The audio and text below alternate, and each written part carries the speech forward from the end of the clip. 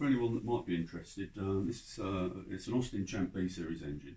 I'm just inspecting at the moment for the purpose of hopefully rebuilding it if everything checks out and makes it worthwhile before I start throwing a lot of money at it. I've come across got to the point where I'm inspecting the exhaust valves.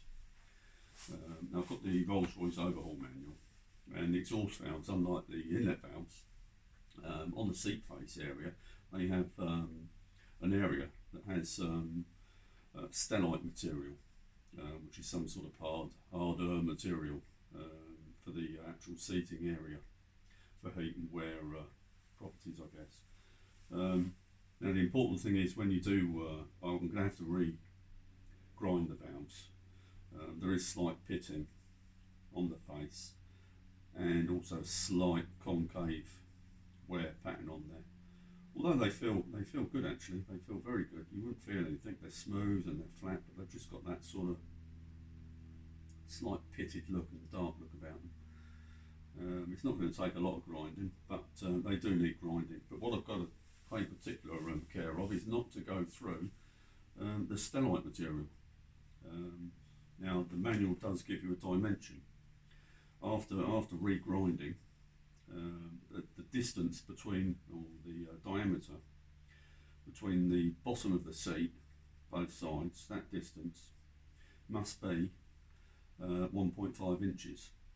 The angle of the face should be 45 degrees, yeah, that's fairly sort of standard, and its bottom diameter 1.5 inches. If, after refacing, the stellite facing is acceptable, but this diameter is less than 1.5, it must be corrected by machining the large radius under the head, which is a bit severe. So after grinding, if that distance is less than 1.5, then you've obviously gone to an area where you've removed the stellite, and the stellite will not be on the face. The lower part of the face would be the base material. In which case, then you've got to machine that radius up and higher. So that will take this base material further up into the stellite. So then that brings the stellite again back into contact with the seat in the block. Obviously in the block because it's a side valve exhaust, just the inlet valves in the head. So that's what I'm doing at the moment. I've checked everything out. Everything sort of checks out well at the moment. Everything's within tolerance. All the valves are checked, and they're within the tolerance of, there it is, 0.371 inches. Right, well, being I haven't got, like most people, haven't got a valve grinding machine at home. What I've got is a lathe. Now, this is my setup for grinding the exhaust valves. Now what I've done, I've mounted this, it's a pneumatic die grinder. It's got a 2-inch wheel, and it's mounted on the cross slide, the 45, well, it's mounted parallel on the cross slide. The cross slide is then set to exactly 45 degrees, which is the cutting angle for the valve seat. The wheel centre height, that's on centre. I've set that up with the tailstock by adjusting the thickness of this mounting block that I've got it on down here, and that just mounts with the normal tool block mounting system. Normally the tool block just sits on there. That'd be the tool block would normally just sit on there. So the grinder obviously just takes the place of that.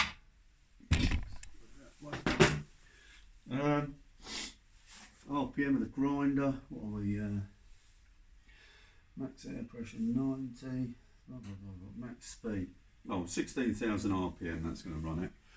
Now obviously it's not a big wheel, it's not a massive valve seat either to cut, but what I'm going to have to do is just take small cuts and just take the time. And what I want to do is reduce that that face the minimum amount I have to get that flat and linear all the way around. So I don't go through that stellite material any more than I need to, and hopefully maintain that 1.5 diameter of the underside of the seat. if I have to go into machining that rear face away, well, I'm not looking forward to that. I'll do it, but that'd be quite a job, I think. We'll see what happens. I don't think it's going to come to that, so it should be all right. Other things, I've got a hoover attached. Obviously it's grinding dust. I don't want grinding dust in on my ways, so I've got the hoover attached. I've got a DTI on there, just checking that the valve is running true. It's in a collet chuck, so it's going to hold it nice and straight. You can see that's resting on the back of the valve stem there. And there's zero, absolutely zero run out on that at all. So that's good. So that's been held exactly central. Take that off, yeah.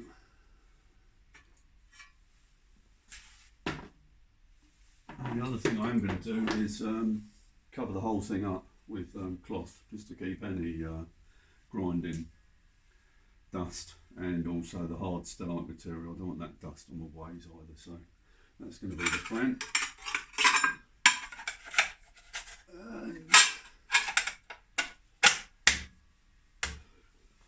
It's going to be quite a bit of noise, unfortunately, because we've got the die grinder going. That's air driven, that's noisy. Valves, the lathe's going to be running. I'm going to have that running quite slowly, probably about 86 RPM. I'll have the stone turning max RPM. What other noise have we got? So we've got the hoover, we've got the lathe, we've got the die grinder. The compressor, that's going to start up in the background, that's more noise. And also it's a three-phase lathe, so I've got the a rotary converter, that's going to be running as well. So there's going to be quite a bit of noise.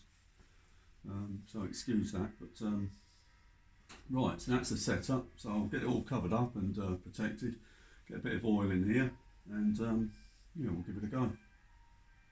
See what happens.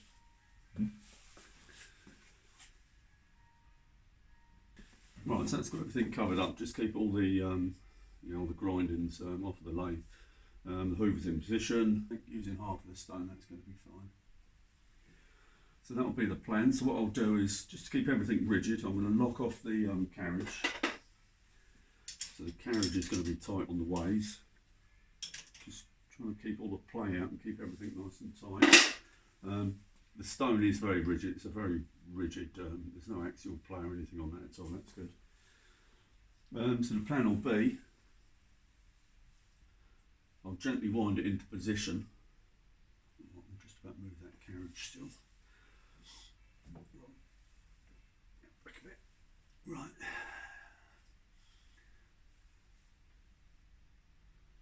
What I'm going to do is just gently turn that, wind in until we get a light contact. That will just start to turn the stone. Pull everything back, any play that we have got. Okay, then we're going to mark a zero, dial on 0. Okay, right, so now all I've got to do is set the cross slide to 0. Once everything's running, the lathe's running, die grinder's running, wind my top slide back. Cross slide I'm going to wind into 0. That'll be the first light cut. I'm going to wind in the top slide, across the stone, and take the first cut. That's the plan anyway. Let's see how that goes. Right, here it goes. Here goes all the noise anyway. Okay,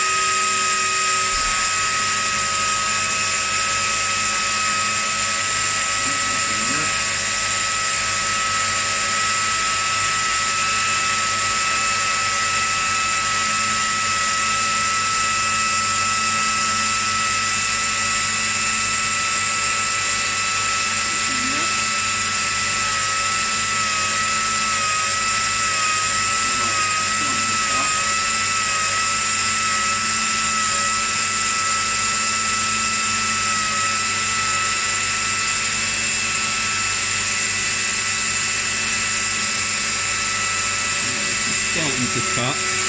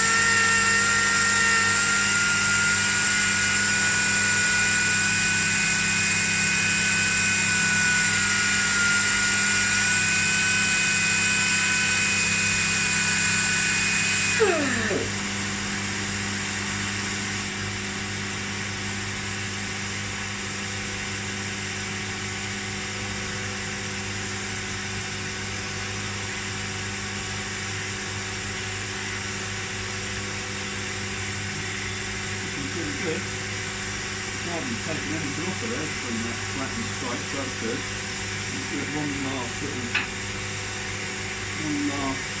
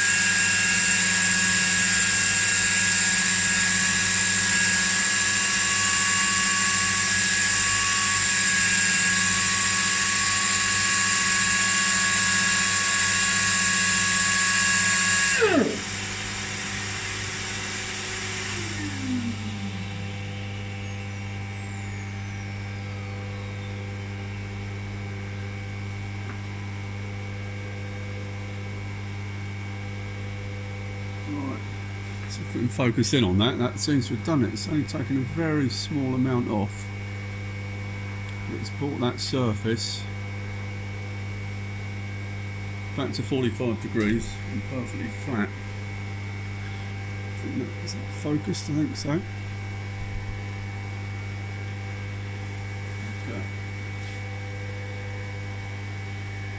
That's clean all the way around. Oh.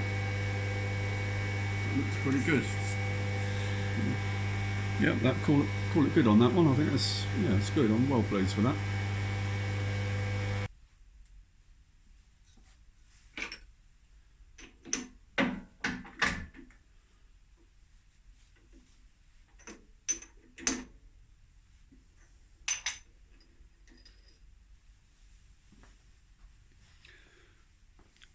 Well, I think that should focus on now, right?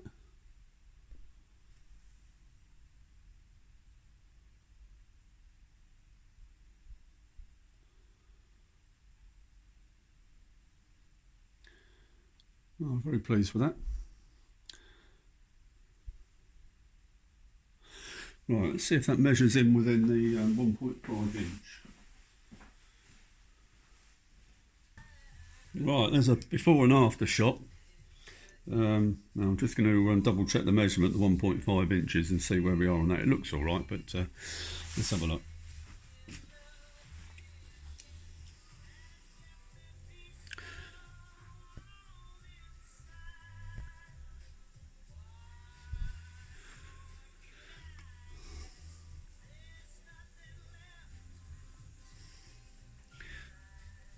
Right, there's the on ground one. That's just on the 1.5. So there's obviously not a lot of leeway.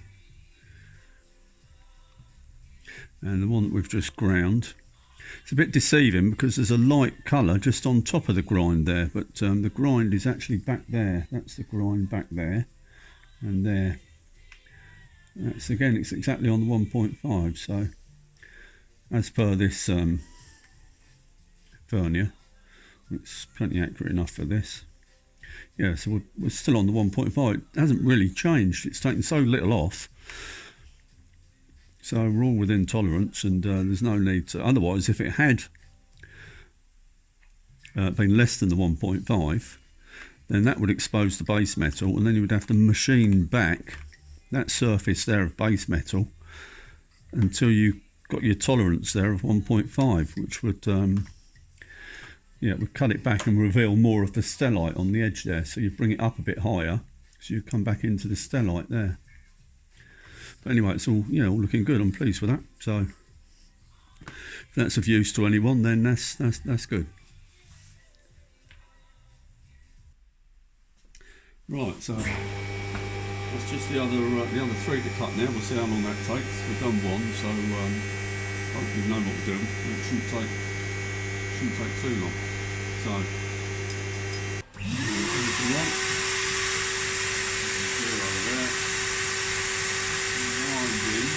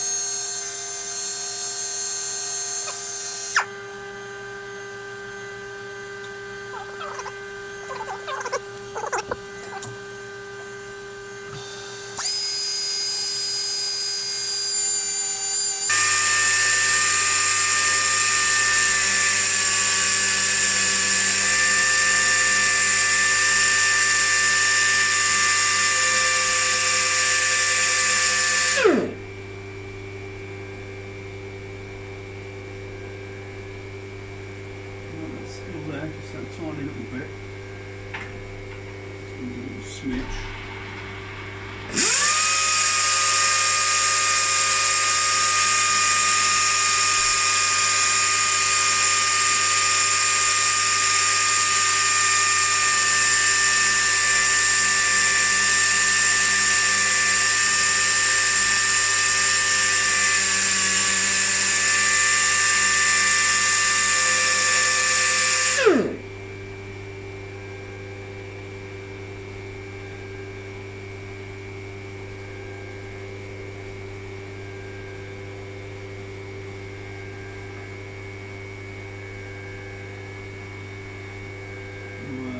Just a tiny little bit of darkness there.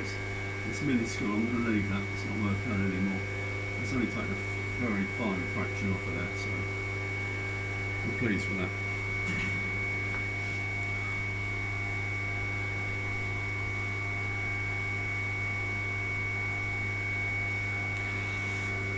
So that's the valve reface and then the lathe.